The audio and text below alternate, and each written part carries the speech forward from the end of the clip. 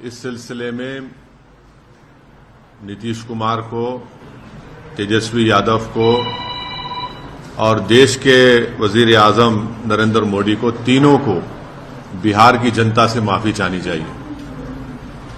और तीनों पार्टीज ने मिलकर बिहार की जनता को जो बातें की हैं और जो वादे किए थे और अपनी पॉलिटिकल आइडियोलॉजी की बात की थी, उन सब तीनों ने मिलकर बिहार की जनता को एक बहुत बड़ा धोखा दिया है। और यकीनन इसमें सबसे बड़ा रोल है नीतीश कुमार का। नीतीश कुमार कल तक हमको गाली देते थे कि ओवैसी बी टीम है। अब नीतीश कुमार को शर्म नहीं आती उसी जगह पर जाकर बैठने के लिए जहां पर हम पर इल्जाम लगाते थे। और नीतीश कुमार ने पॉलिटिकल अपॉर्चुनिज्म कहना तो अंडरस्टेटमेंट होगा, उन्होंने हर चीज का रिकॉर्ड तोड़ दिया है और कोई उनकी बात का न एतबार है न भरोसा है। मैं शुरू से कह रहा था कि नीतीश कुमार फिर से बीजेपी में जाएंगे, मगर लोग हमारी बात पर यकीन नहीं कर रहे थे। अब हम तेजस्वी यादव से पूछना चाह रहे हैं कि बताओ कैसा लग रहा है आपको? अभी आपने हमारे 4 एमएलएस को तोड़ा था, अब आपको कुछ दर्द हो रहा है सीने में?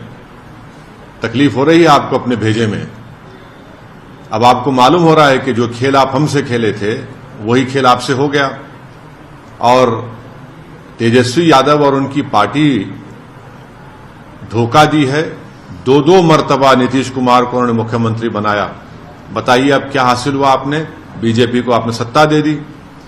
नीतीश कुमार तो सिर्फ अभी तो नाम के मुख्यमंत्री रहेंगे, हुकूमत चलेगी बिहार में आरएसएस की और नरेंद्र मोदी की।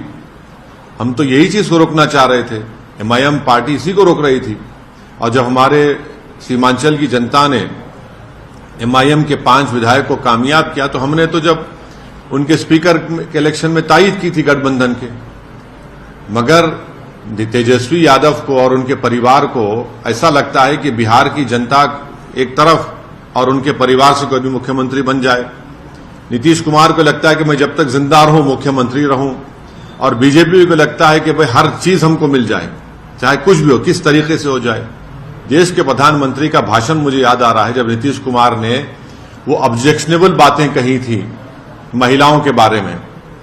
देश के प्रधानमंत्री ने कहा था क्या गंदगी फैला रहे हैं, और देश के प्रधानमंत्री ने महिलाओं से वादा किया था कि मैं आपको इन लोगों से बचाऊंगा। एक बंद लिफाफे में दिसंबर के महीने में कोर्ट में दी गई थी। अभी जनवरी के महीने में वकीलों ने ये गुजारिश की थी कि रिपोर्ट को आम कर दिया जाए। अब ये रिपोर्ट आम हो चुकी है। आप लोग क्या राय से मुतालिक कमेंट जरूर करिए। इंशाल्लाह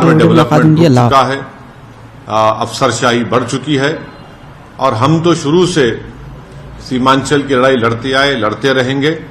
और इससे जनता को फिर से मालूम हो गया कि एमआईएम और ओवैसी जो बात कह रहा था कि सेकुलरिज्म, पॉलिटिकल सेकुलरिज्म सिर्फ इस्तेमाल किया जाता है भारत के मुसलमानों को धोखा देने के लिए, और अब की बार फिर से धोखा दिया गया है बिहार के मुसलमानों को सिर्फ सत्ता में आकर बैठने के लिए। मैं उम्मीद करता हूं कि न सिर्फ बिहार बल्कि पूरे देश के जो अल्पसंख्यक समाज, मुसलमान और जो हमारे सेकुलर जहन रखने वाले हिंदू, ओबीसी और दलित भाई हैं, वो देखेंगे इन चीजों को कि कैसे सेकुलरिज्म के नाम पर चुनाव में तो वोट लिया जाता है और उसके बाद फिर आपके वोट को ले जाकर आरएसएस और मोदी के झोली में रख दिया जाता है। तो उम्मीद करते हैं कि वो इससे एक इसका नोट लेंगे और उन पार्टीज का साथ देंगे जो आपकी पॉलिटिकल लीडरशिप को डेवलप करना चाहती है।